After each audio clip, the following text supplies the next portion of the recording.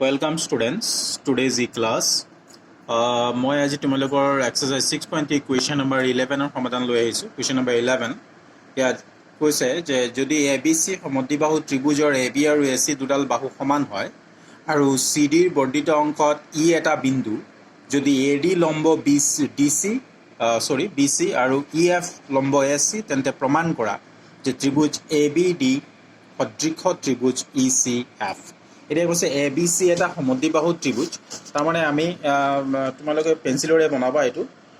ABC এটা সমদ্বিবাহু ত্ৰিভুজ দেই ধৰা এইটো এটা ABC মই কলো এইটো এটা সমদ্বিবাহু ত্ৰিভুজ A এইটো আছে B আৰু এইটো আছে C আৰু CB ৰ বৰ্ধিত অংশ তাৰমানে CB ৰ বৰ্ধিত অংশ এইটো আমি CB বৰ্ধিত অংশ কৰিলো এইটো E CB ৰ বৰ্ধিত অংশ হৈছে E এটা কৈছে AD লম্ব BC AD টু BC লম্ব আৰু EF ইয়াৰ পৰা আৰু এটা আমাক কি কৰিব কৈছে লম্বটা আনিব কৈছে EF লম্ব AC এইটো EF লম্বটো কি হৈছে AC EF এইটো F EF লম্ব AC তেতিয়ালে আমাক প্ৰমাণ কৰি দেখুৱাব কৈছে যে ABD A এইটো AD ABD তাৰমানে এই ত্ৰিভুজটো ABD ত্ৰিভুজটো এইটো ত্ৰিভুজটো আৰু ECF তাৰমানে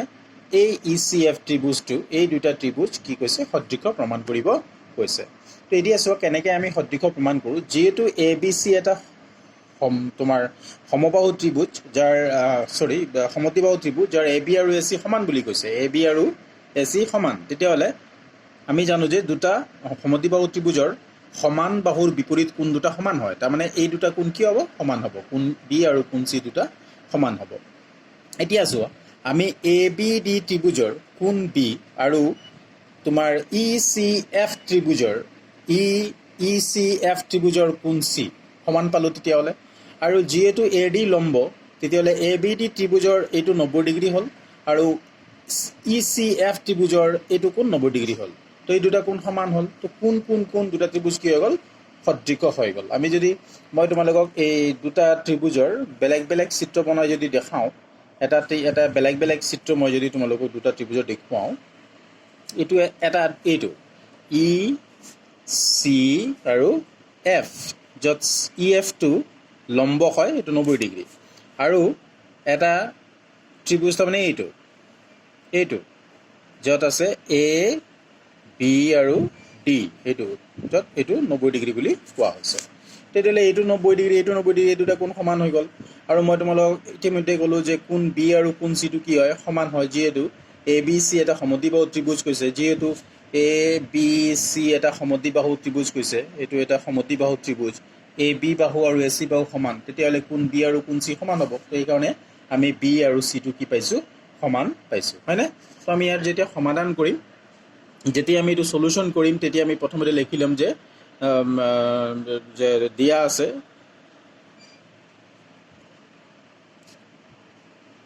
আছে ABC এটা সমদ্বিবাহু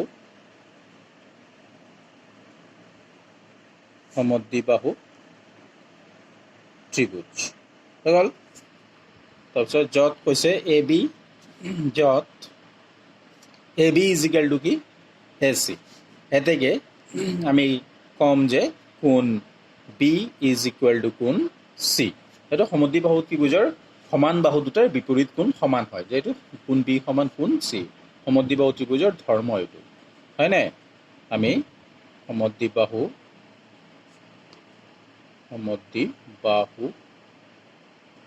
ত্ৰিভুজৰ এইটো হৈ গ'ল ধৰ্ম হৈ গ'ল সমদ্বিবাহু ত্ৰিভুজৰ ধৰ্ম হেতুক আমি কি কৰি দিলো 1 বুলি থৈ দিলো ইয়াত হ'ল নাই এতিয়া আমি কি কৰিলো ললো যে ত্ৰিভুজ ABD আৰু ত্ৰিভুজ ECF ৰ পৰা পাওঁ ঠিক আছে তো এই দুটা ত্ৰিভুজ মই বেলেগে দেখুৱাইছো ADB এইটো ADB বা ABD আৰু ECF এইটো ECF দুটা বেলেগকে মই দেখুৱাইছো ইয়াৰ আমি জানো যে কোণ ADB সমান কোণ EFC সমান কিমান ডিগ্ৰী হৈছে এইটো 90 ডিগ্ৰী কিয় কাৰণ আমি লিখি দিলে লিখিও দিব পাৰোঁ যে EF লম্ব AC আৰু AD লম্ব BC এইটো কাৰণ আগত লিখা নাই ইয়াত লিখি দিলোঁ হৈ গ'ল তাৰপিছত আমি কি পালোঁ যে ইয়াৰ কোণ B আৰু ইয়াৰ কোণ C টো সমান আমি লিখি দিলোঁ কোণ B সমান কোণ C ক'ৰ পৰা পালোঁ from 3 তেতিয়াহ'লে কোণ কি হৈ গ'ল এই কোণটো সমান এই কোণটো সমান তেন্তে এই দুটা ত্ৰিভুজ সদৃশ হৈ গ'ল কোণ মতে গতিকে ত্ৰিভুজ ABD সদৃশ ত্ৰিভুজ ECF কি মতে এংগেল মতে সো নিশ্চয় তোমালোকে বুজি পাইছা কুৱেশ্যনটো আকৌ ৰিভিউ কৰিবা আৰু কৰি পেলাই নোট কৰিবা আৰু নিজে কৰিবলৈ যত্ন কৰিবা থ্যাংক ইউ ভেৰি মাছ